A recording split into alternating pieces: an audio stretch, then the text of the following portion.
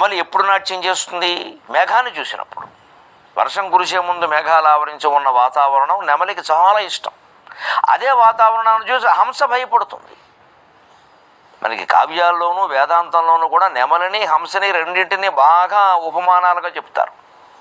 కానీ అందులోనే తేడా ఏమిటంటే ఒకే వాతావరణానికి నెమలి సంతోషిస్తుంది, అదే వాతావరణానికి హంస భయపడుతుంది. మన జీవితమేనా అంతే. అందుకే భయకృత్ భయనాశనక అంటారు విష్ణు సహస్రంలో. భయాన్ని కలిగించేది ఆయనే, భయాన్ని నశింపజేసేది ఆయనే. అంటే నేను భయపెట్టే వాతావరణాలు ప్రకృతిలోనే ఉన్నాయి, నీ భయం తొలగించే వాతావరణం కూడా ప్రకృతిలోనే ఉంది. నీ మనస్సు ప్రధానం. అంచేత నేను భయపడతాను అన్నదులు కొన్నిటికి భయపడతాను. నువ్వు భయపడినవి కూడా కొన్ని ఉన్నాయి. ఎవరైనా సరే నాకు భయం అనేవాళ్ళు ఒక్కసారి ఆలోచించండి. ఒక కాగితం మీద రాసుకోండి. భయపడేవి కాదు, భయపడనివి. చిత్రం ఏమిటంటే వాళ్ళు నేను భయపడతాను సాధారణంగా, కానీ నాకు ఈ భయాలు లేవు అని ఒక 4 రాశారనుకోండి, వాళ్ళు ఎవరిని ధైర్యవంతులు అనుకుంటున్నారో వాళ్ళు ఈ 4ంటికి భయపడతారు.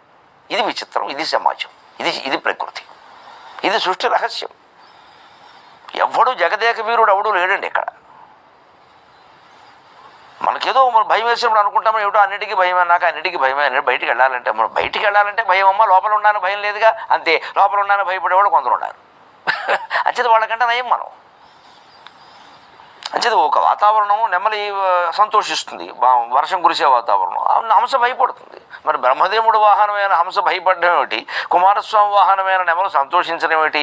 ప్రవృత్తులు, సృష్టిలో ప్రవృత్తులు రకరకాలుగా ఉంటాయి, అన్నీ సమానంగా తీసుకో. అంచేత నెమలి నాట్యం చేయాలంటే వర్షం కురిసే వాతావరణం ఉండాలి, మేఘాలు కమ్ముకోవాలి బాగా. మళ్ళీ వర్షం కురిస్తే ఉండదు, వెళ్ళిపోతుంది లోపలికి. వర్షం కురిసే ముందే. అందుకే శ్యామాం మేఘాన్ని, నల్లగా ఉన్నదాన్ని, శైల సముద్భవాం కొండల్లో పుట్టిన దాన్ని, ఘన రుచిం గొప్ప కాంతి కలిగిన దాన్ని, మేఘంలో మెరుపు ఉంటుందిగా, దృష్ట్వా చూసి, ముదా నటంతం సంతోషంతో నాట్యం చేస్తుంది నెమలి. శ్యామాం శైల సముద్భవాం ఘన రుచిం దృష్ట్వా నటంతం ముదా. ఎక్కడ నాట్యం చేస్తుందయ్యా ఈ నెమలి? వేదాంతోపవనే విహార రసికం. శివుడు అని తర్వాత చెప్పుకుంటాం కాబట్టి ముందు నెమలిగా చెప్పుకుందాం. ఉపవనే విహార రసికం. నెమళ్ళు ఎక్కువగా ఏదో చీమల దూరణ, చిట్టడవి, కాకుల దూరణ, కారడవి అన్న చోట ఉండవు. నిర్జనారణ్యంలో నెమళ్ళు కూడా ఉండడం కష్టమే. అక్కడ పులులు, సింహాలు ఉంటాయి. నెమళ్ళు ఎక్కువగా ఉద్యానవనాల్లో ఉంటాయి. కొంచెం మనుషులు సంచరిస్తూ ఉండాలి, వాటికి కాస్త వర్షం కురిసే వాతావరణం కనబడుతూ ఉండాలి. అందుకే అప్పుడప్పుడు కొన్ని కొండ ప్రాంతాల్లో అవి దారి మీద, రహదారి మీదకి వచ్చేస్తూ ఉంటాయి. వాటికి అవి కావాలి. అందుకని ఉపవనే విహార రసికం. ఉపవనం, ఉద్యానవనంలో విహరిస్తూ ఉంటాయి. పెద్ద పెద్ద అరణ్యాలు కాదు, తోటలు లాంటివి. అవి నెమళ్ళకి చాలా ఇష్టం. నెమళ్ళను మనం అట్టి పెట్టాలి, పెంచాలన్నా కూడా అటువంటి వాతావరణం ఏర్పాటు చేయాలి. కాస్త ఎక్కువ వర్షం కురిసే వాతావరణం ఉన్న రాష్ట్రాల్లో, ప్రాంతాల్లో నెమళ్ళు బాగా ఉంటాయి. అక్కడ ఉంటాయి, ఇష్టపడతాయి. ఎడారుల్లో నెమళ్ళు ఉండడానికి ఇష్టపడవు. అక్కడ వర్షం కురవదు. ఇప్పుడు వర్షం కురిసే ముందు వాతావరణం అక్కడ ఉండడం కష్టం. తమ్ నీలకంఠం భజే. నల్లని కంఠం కలిగింది నెమలికి కూడా. ఇక్కడ నెమలి కంఠం దగ్గర కూడా ఇక్కడ నీలపురం ఉంటుందండి. నీలకంఠం భజే. ఆశ్చర్యకరమైన విషయం.